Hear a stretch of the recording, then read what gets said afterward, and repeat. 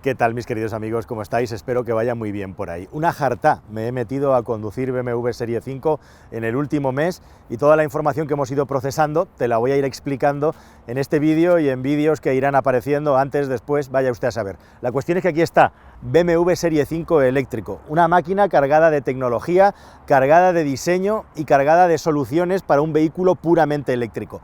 Pero, como siempre estamos con lo mismo y contándote todas estas cosas de las baterías y demás, hoy se me ha ocurrido, ya que teníamos la posibilidad de... ¿Y si comparamos y vemos una evolución con un Serie 5 de los que todos tenemos en la cabeza? Aquí en este caso tengo a un magnífico ejemplar muy bien cuidado de un E39. Se trata de un 525i. Y bueno, a primera vista las diferencias saltan, ¿no?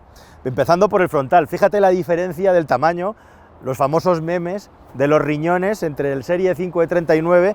Este en concreto es del año 2002, aunque este coche se desarrolló en el 95, estuvo a la venta hasta el año 3, más o menos, y este podríamos considerarlo como el restyling o la segunda evolución, aunque su ingeniería, su base, es del año 95. Por lo tanto, prácticamente 30 años de salto entre un coche y otro. Fíjate el tamaño de los riñoncitos, que en este coche además son especialmente pequeños, y el detalle igualmente también de unos faros todavía muy reconocibles de la época clásica de BMW, que en este caso llevaban por primera vez y de serie los famosos Angel Eyes, que durante tantos años los usuarios de BMW compraron o le pusieron a sus coches.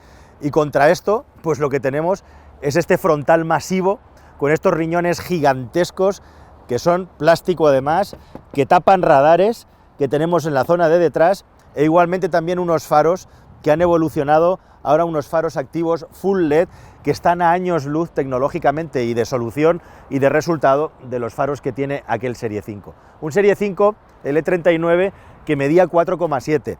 Este Serie 5 del año 23, año modelo, ya pasa de los 5 metros de longitud. Hay un salto muy grande en el tamaño de los coches, 47775 para el E39, 5,06 para el i5.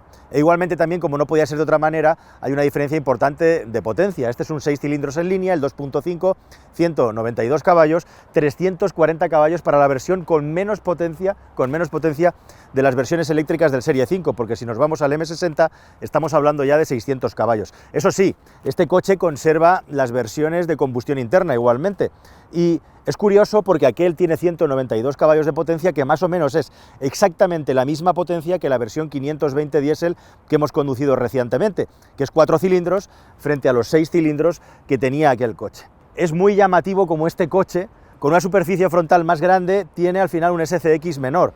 Estamos hablando de un coeficiente aerodinámico de 0,23 por 0,29 que tenía aquel BMW y que sigue teniendo. En esa época ya el tema de la aerodinámica y bajar de los 0,30 empezaba a ser un signo de excelencia, un signo para poder, digamos, diferenciar los coches top de los coches que a nivel de ingeniería no estaban en lo más alto. BMW hay cosas que no ha cambiado a lo largo de su historia, como la forma de la caída de las ventanillas traseras, en este caso con un 5, o también el detallito de los tiradores, que a mí nunca me han acabado de gustar estos tiradores, que tienes que meter la mano por debajo, son idénticos, es marca de la casa, y bueno, pues tienen mucho que ver con la seguridad del vehículo, mucho que ver con la forma de sacar a las personas. A mí no me parecen los mejores tiradores del mundo, pero bien, en fin. Una cosa desde luego que ha cambiado mucho en los coches y que es absolutamente demencial es el tamaño de las ruedas y el tamaño de las llantas. En este Serie 5 estamos ya en la parte trasera con un neumático que es de 285. Estos Conti EcoContact 6, 285, o sea, estamos equipando al coche con un neumático ecológico para luego ponerle una medida de 285, en este caso con la llanta de 21 pulgadas nada menos y un perfil de 30. Una combinación verdaderamente explosiva para un coche que pesa 2,2 toneladas, son 2.200 kilogramos de peso. ¿Cómo iba este de peso? Pues muchísimo más ligero, obviamente. Estamos hablando de alrededor de 1,6 toneladas de peso, un poco menos, o sea que entre uno y otro se llevan prácticamente 700 kilos de peso, lo que tiene que mover de lastre este coche con todo el avance en seguridad, en equipamiento, en tamaño y por supuesto también con una batería, en este caso de 83 kilovatios hora, que debe de andar por la media tonelada de peso como mínimo, si no algo más hacia los 600 kilogramos.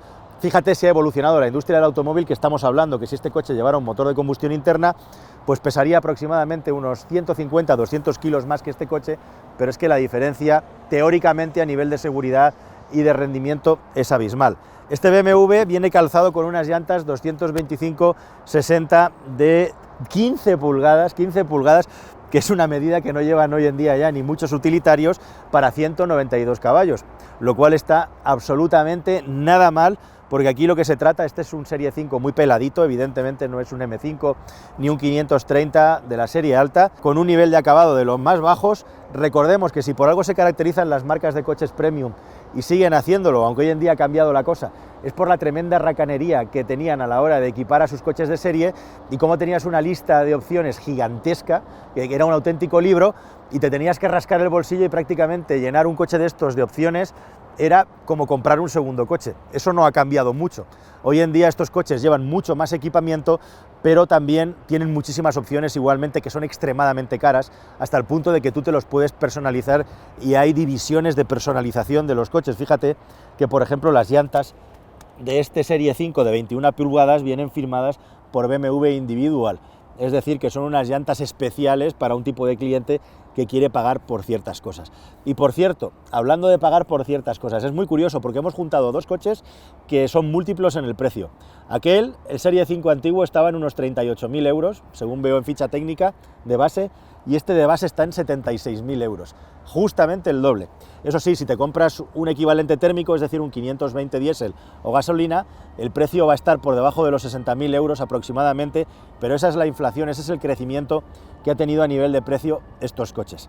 Y llegados a este punto me gustaría que nos diéramos una vueltecilla con él, pero antes de eso, si te parece, nos vamos a meter en el interior porque así que las diferencias son prácticamente marcianas. Vamos a echar un vistazo a uno y otro y me cuentas a ver cuál te gusta más. Hola, vamos a ver qué nos encontramos.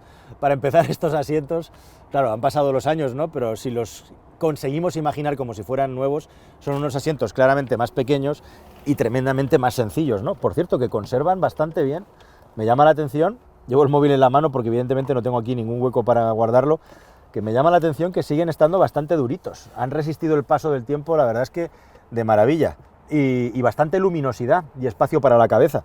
Transmite buenas vibraciones el coche con estos cristales típicos, con un tintado azulado que era tan típico de la época para guarecernos de la radiación. Y bueno, qué alegría y qué gusto ver estas grafías de los BMWs de toda la vida. Voy a arrancarlo para poner el volante en su sitio. ¿Y qué nos encontramos aquí? Pues una instrumentación analógica con estos números clásicos de color blanco de los BMWs. Ese sonido típico de 6 cilindros en línea de BMW en el que suena muchísimo como si fuera un ventilador. Y bueno, aquí el dueño actual del coche tiene un sistema Bluetooth la mar de avanzado, como puedes ver, porque una de las sorpresas que te guarda el BMW es que detrás de esta tapa de madera lo que es un portacassettes, ¿no? Así que aquí o le metes un dispositivo, te curras aquí un dispositivo conectado, o qué mejor solución que un altavoz Bluetooth y solucionado. Podemos encontrar aquí el Econotronic típico de BMW con el indicador de consumo clásico, e igualmente también una instrumentación digital en la que ya vemos el cuenta kilómetros en modo digital, un coche dibujado que nos muestra las puertas abiertas. Todo está en funcionamiento, todo está en buen orden.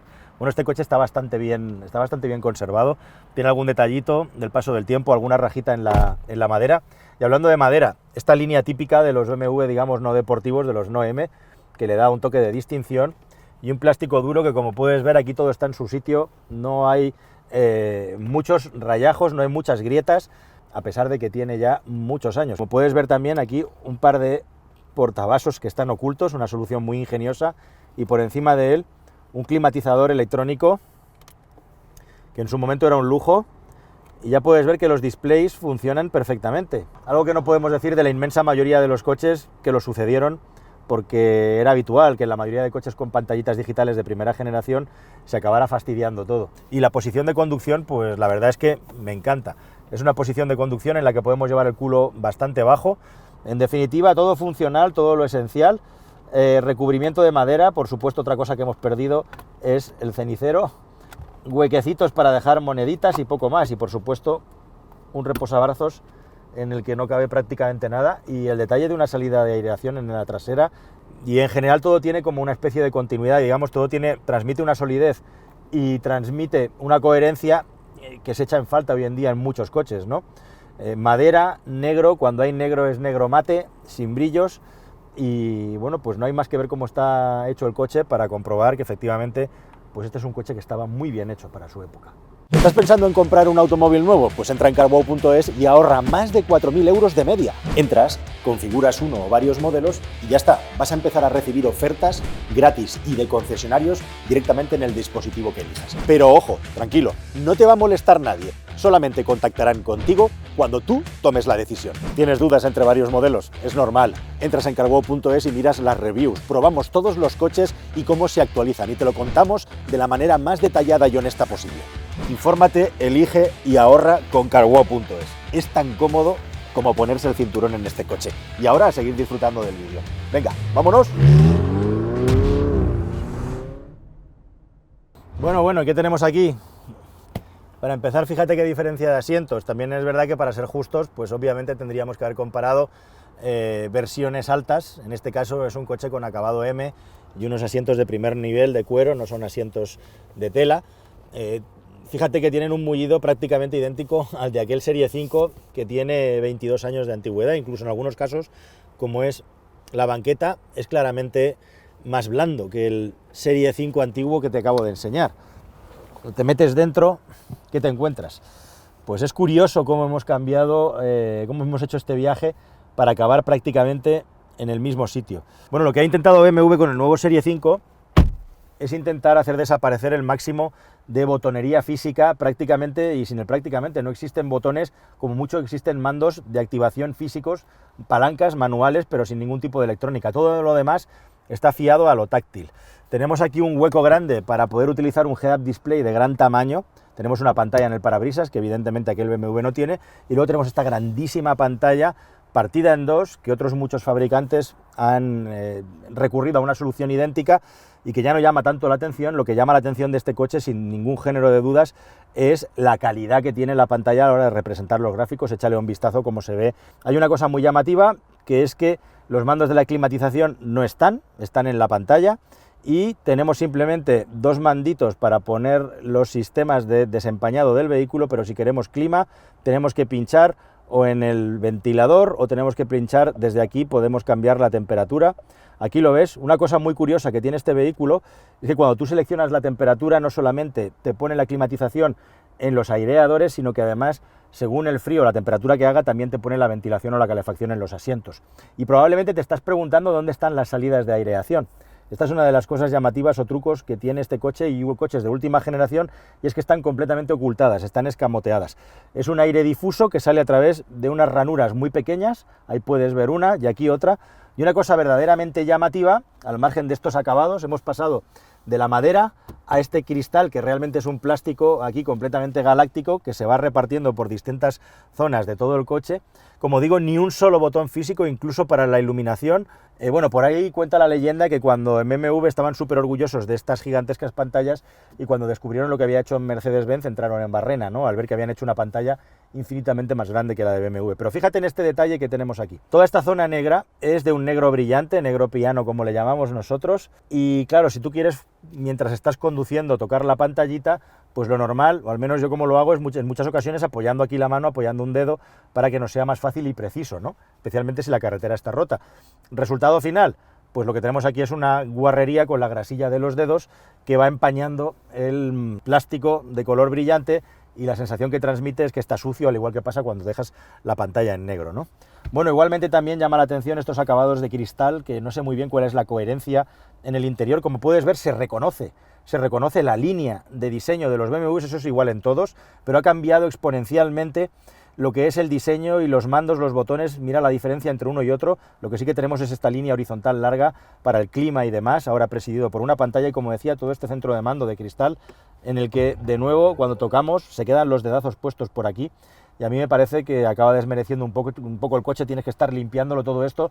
Cuando está limpio es espectacular y brillante y cristalino, y cuando no, pues es lo que es. Plásticos que en general están muy bien ensamblados y que hacen que este Serie 5 sea uno de los coches, al margen del diseño minimalista y de los detalles de diseño tan llamativos, que esté mejor hechos de su categoría, de su clase y en general. Bueno, dos portabotes, mucha más capacidad de almacenamiento en esta versión.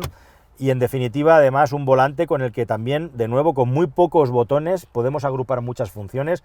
Un botón que funciona como acceso directo para luego poderte mover por el menú y poder tener distintos tipos de configuraciones prácticamente con 2 clics, cosa que antiguamente se repartía entre montones de botones y que hoy en día con las pantallas táctiles y con las pantallas digitales ya no es necesario, porque en lugar de botones tenemos opciones en las pantallas, ¿no? Lo cual hace que el coche sea extremadamente más sencillo por el interior. Un detalle más que tiene este BMW, una palanca nada más, una palanca en el lado izquierdo que empiezan a tener todos los coches de la serie 5, en la que cuando la tocamos el coche da un extra de par y un extra de potencia que normalmente dura unos 10 segundos de duración. Y por lo demás, bueno, pues que uno se siente aquí muy cómodo también, se siente muy a gusto, se siente con menos sensación de luminosidad, pero eso lo podemos resolver nada menos que abriendo este gigantesco techo de cristal, algo muy habitual en los coches eléctricos, justamente para darnos esa sensación de luminosidad que un suelo un poquito más alto nos quita acercándonos al techo. Así, sin el techo tapizado y con el techo de cristal, cambia mucho y la sensación es como mínimo igual de luminosa que en el Serie 5 antiguo. Que arranque más suave, ¿eh? Después del pequeño traqueteo que hace el motor al arrancar, ya la puesta en marcha, la vuelta a la vida, 0 movimientos o vibraciones. Y me hace mucha gracia algunos detalles llamativos del coche, como este climatizador que ya no recordaba de BMW, que no sé cuántas posiciones puede tener el ventilador, pues a lo mejor tiene una docena larga de posiciones. Puedes regular perfectamente exactamente cuál quieres que sea la velocidad del ventilador, a costa de que haga un pelín de ruido, oye, pero directamente ya tienes aquí la masa de aire fresco en la cara. Y como digo, muy llamativo también el hecho de que las pantallas del coche sigan funcionando todas perfectamente y además con muy buena calidad, no han perdido luminiscencia y es muy agradable. Este botón de BC, típico de los BMWs igualmente, en la palanca del intermitente para moverte por el ordenador de a bordo, que tantas veces hemos visto y hemos utilizado, de una manera completamente sencilla te lleva por los menús del ordenador de a bordo, cuando en el nuevo Serie 5 ya es una función del volante que tiene 2 botones. Me parece mucho más accesible e intuitivo este sistema. Y luego esta manía que tenían los BMWs de ponerte el consumo con el ordenador de a bordo instantáneo con una agujita analógica y luego el consumo medio en la pantalla del ordenador. Bueno, si hay algo que se puede destacar de este coche después de todos estos años y estos 160.000 kilómetros, es el nivel de ausencia de ruido y de vibraciones. Me parece muy destacable que con tantos años, con los topes del motor que estarán ya gastados, el coche esté tan redondo, ¿no? y gire tan fino, tan suave, es que prácticamente no se nota ninguna vibración en el interior. No me quiero ni imaginar cómo sería este coche cuando se compró en su juventud. Está verdaderamente enterito y es un auténtico gusto poderlo manejar. Evidentemente aquí no hay esos sistemas de asistencia variable, dirección con desmultiplicación variable, dirección a las ruedas traseras, y maniobrando el coche y moviéndote un poco, pues ves que ni la dirección es tan rápida como en un automóvil moderno, y más si lleva el apellido de M, como es el anterior Serie 5. El volante, la bomba de la dirección asistida hidráulica es claramente más dura, y bueno, este es un coche que está orientado al confort. No tiene una dirección especialmente rápida o directa, pero tampoco noto una excesiva amortiguación o bamboleo, que quizá era una de las cosas que más me preocupaba. La mejor forma de comprobarlo, sin duda, es meterse en una rotonda y ver qué es lo que ocurre. Bueno, igualmente el tacto del cambio de marchas y del embrague, es un primer embrague, ¿lo sabes? Bueno, con 160.000 kilómetros y 22 años no ha cambiado nunca de embrague el coche, tacto perfecto. Reducimos a tercera y vamos a ver qué tal se detiene esto. Tacto del freno durito, hay que pisar bien para que se detenga algo, duro y al mismo tiempo con recorrido. Seguramente los frenos tienen algo de desgaste en las pastillas, pero la frenada es una frenada muy consistente una vez que has pisado. E igualmente también no se nota la más mínima vibración en el volante o de amago del coche de moverse en una dirección determinada. Aquí vamos a poder frenar un poco más fuerte, de nuevo hay que pisar con fuerza el freno, reducción a tercera y nada, tarea hecha sin ningún esfuerzo. Me llama la atención, recordaba yo el tacto de la palanca del cambio más duro, pero no, está bastante suavecito igualmente, dureza solo para la marcha atrás con ese movimiento típico de los BMW, que algunas personas no tienen ni fuerza en el bíceps para poderlo mover. ¿Y qué decir del motor? Pues una auténtica y absoluta delicia, cómo empuja, la progresividad, aquí no hay turbo que valga, es todo a puro pulmón, y si le das al coche el tiempo que requiere, pues él te recompensa con una respuesta del motor súper progresiva, súper lineal. Son solo 250. Bueno, son 250 Nm que con nuestros ojos de hoy en día parecen pocos, pero la verdad es que nos echa en falta más.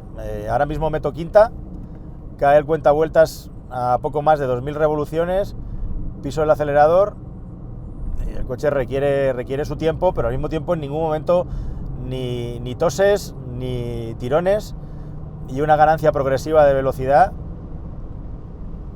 que si le buscamos las cosquillas, reducimos una marcha y nos vamos por encima de las 3500 vueltas, pues es donde el coche nos da todo, pero siempre de una manera progresiva. Ya nos hemos pasado de las velocidades recomendables para el sitio por el que estamos circulando. Bueno, aquí hemos pasado un Baden a un poco de velocidad, y me gusta igualmente que el coche en ningún momento tiene una oscilación hacia arriba en vertical excesiva tampoco, es suficientemente cómodo. Se nota que es un coche que en su día, pues de entre sus competidores tendría una suspensión tirando a dura, pero hoy en día la verdad es que es delicioso, lo bien balanceado que está de cara a poder hacer kilómetros aquí, y me llama la atención pues eso, que me veo aquí echando un viaje de 400 kilómetros sin gran fatiga o cansancio, viendo cómo me responde. Quizá, como me pasa con los coches antiguos, lo que noto más diferencia respecto a un automóvil moderno es en el tacto de la dirección, que es un poco pesada en este BMW, pero aguanta bien y resiste bien respecto al conjunto. Esto es como una pequeña máquina del tiempo, la verdad, pero es evidente que esta base sobre la que ha pasado el tiempo es una base muy buena, no hay más que verlo. Si uno analiza uno a uno todos los detalles que se pueden mirar en un automóvil como este, pues hay muy pocas pegas que ponerle. El problema es que las pegas que me encuentro, al menos la gran pega o las dos grandes pegas, pues son bastante determinantes. Lo mismo digo de un Mercedes-Benz EQS, aunque con un pequeño matiz, y es el asunto de la autonomía en carretera. ¿Qué persona se compra un coche de entre 80 a 120.000 euros más o menos, que valen los dos coches que he probado, para en determinadas circunstancias de conducción que vayas apurado para hacer 300 kilómetros de autonomía, y que en el mejor de los casos, llevando la iX40 que llevo yo ahora mismo, ahora hablamos de potencias y demás, pues te acerques a los 400 kilómetros de autonomía?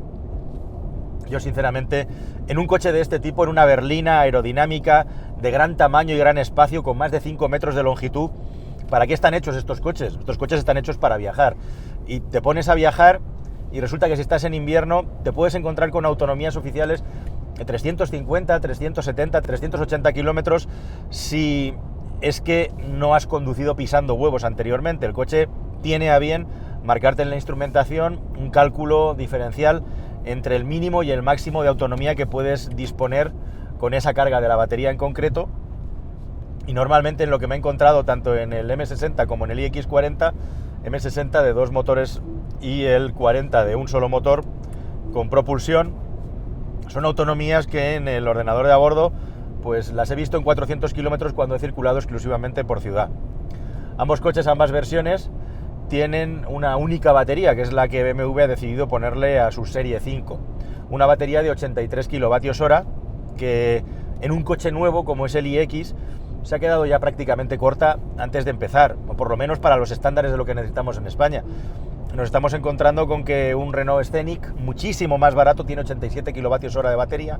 Nos estamos encontrando con que un Peugeot 5008, mucho más barato, la mitad del coste, tiene 98 kWh de batería.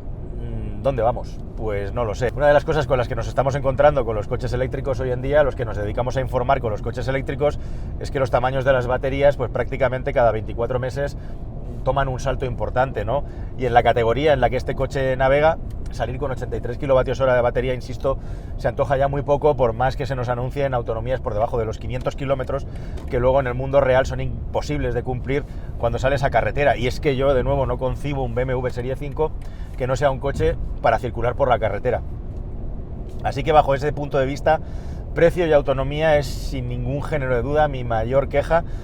Desde luego yo personalmente, si me tuviera que comprar un Serie 5, Ni borracho me compraba la versión eléctrica. Por suerte BMW tiene la versión 520D, que es una absoluta maravilla y una delicia toparte con un coche con el que puedes hacer 1000 kilómetros a unas velocidades iguales o superiores a las que tienes que circular obligatoriamente con este coche para poder llegar a donde a ti te interesa. Y aquí hay un problema también de percepción, que es el problema de si las personas están dispuestas a organizar sus viajes alrededor del coche o si la persona considera que el coche al final es un medio utilitario para viajar y es el que tiene que estar en disposición de los viajeros y no al revés. Y ahí es donde muchísimas veces nos enredamos en las discusiones, que si eléctrico sí, eléctrico no. Evidentemente, la prueba de fuego para un vehículo eléctrico, si uno lo considera o considera su compra como único coche en la familia, es hacer esto que llevo haciendo yo desde hace 3 semanas con los Series 5 eléctricos y el térmico que he probado. Salir a la carretera y viajar. La conclusión es palmaria. Con el Serie 5 diésel o de gasolina se puede viajar con el mismo nivel de confort, porque al final el silencio en las versiones de combustión es prácticamente idéntico al de las eléctricas. Ya a 120 km por hora se oye más la rodadura y el viento que el motor de combustión interna. Al menos esto vale para el 520 diésel que yo he conducido. Y evidentemente donde se le saca una ventaja de confort, ausencia de vibraciones, sobre todo de sonido en las versiones de 4 cilindros, es en ciudad, que es un lugar en el que yo jamás me compraría un coche como este para circular, salvo que fuera un vehículo de empresa, de representación, para un CEO, para un gerente, o que llevara un chofer conmigo, ¿no? Y quisiera un vehículo de representación para moverme pues desde las afueras, en mi urbanización, en mi chalet de lujo, hasta el trabajo, hasta la oficina. Para todo lo demás, me quedo sin duda con la versión de combustión interna y además con bastante distancia en este caso. Insisto, lo mismo te digo en el caso de comparar un clase E con los EQS. Me pasa exactamente lo mismo, solo que un poquito menos, porque los EQS tienen algo más de batería. Si quitamos esto de la ecuación, si lo despejamos, el BMW i5 es un coche extraordinario, con una calidad de rodadura espectacular, con un silencio, como digo, que en este caso tampoco se echa de menos en las versiones térmicas, con un muy buen manejo del vehículo, con la posibilidad de dotarlo de muchos extras para que el vehículo vaya mejor dinámicamente, entre ellos las direcciones al eje trasero, que ya viene siendo una norma desde hace ya muchos años, junto con las estabilizadoras activas, sistemas que BMW ha ido añadiendo a sus coches y que se han ido quedando y que ya están siempre disponibles en los vehículos de alta gama de la marca. Según van pasando los kilómetros, voy apreciando los matices. La verdad es que el BMW Serie 5 iX, el nuevo iX, no me ha sorprendido. Me esperaba un coche superlativo y abrumador en carretera y realmente lo es. Contra esto, uno piensa o cree que el Serie 5 antiguo, el E39, va a quedar mucho peor parado. Y realmente no es así. Aguanta muy bien la comparación y eso a pesar de que, como en la mayoría de coches españoles, no se le han cambiado los amortiguadores nunca a este vehículo y hay cosas que están desgastadas en lo que se refiere al tren rodante. Aún podría ser mejor y aún así es muy bueno. Eso me lleva a pensar que la epítome de este E39 fue aquel glorioso M5 con el V8 de 400 caballos que compartía con el Z8 y que probablemente es uno de los mejores BMWs que se han fabricado nunca, por lo menos uno de los mejores M5s que se han construido nunca. Frente a eso, ahora tenemos un M60 que conducido con 600 caballos que ni de lejos transmite las sensaciones de conducción ni el placer que transmitía aquel M5 por mucho que tenga 200 caballos más y unas aceleraciones siderales en modo eléctrico que por mucho que impulsen tu cuerpo hacia atrás en el asiento, no transmiten las sensaciones y el placer de conducción que transmitían aquellos coches. Este es el signo de los tiempos, queridos amigos. Evidentemente, el nuevo Serie 5 es un coche mucho mejor en todos los aspectos, pero sorprende que el anterior, 20 años antes, aguanta muy bien la comparación y sorprende también, como digo, que aquel Serie 5 en su versión M5 pasará a la historia como uno de los mejores BMWs y estoy seguro que este Serie 5 eléctrico iX no va a pasar a la historia. Eso sí, lo que sí que puede pasar a la historia es el 520D, el nuevo 520D que acabo de probar y que te voy a contar próximamente, y esto ya te cuenta un poquito hacia dónde va la industria del automóvil y sobre todo dónde estamos ahora, con una pedazo de máquina con más de 300 o 600 caballos, con la que desgraciadamente poco puedes pasar de 120, cosa que tampoco se debe hacer porque si no la batería desaparece a alta velocidad. Nada más, querida familia, espero que esta comparativa simpática y cariñosa sobre el pasado y el presente os haya parecido interesante y nos vemos en un próximo vídeo que espero que sea más y mejor. Hasta el siguiente, amigos, adiós.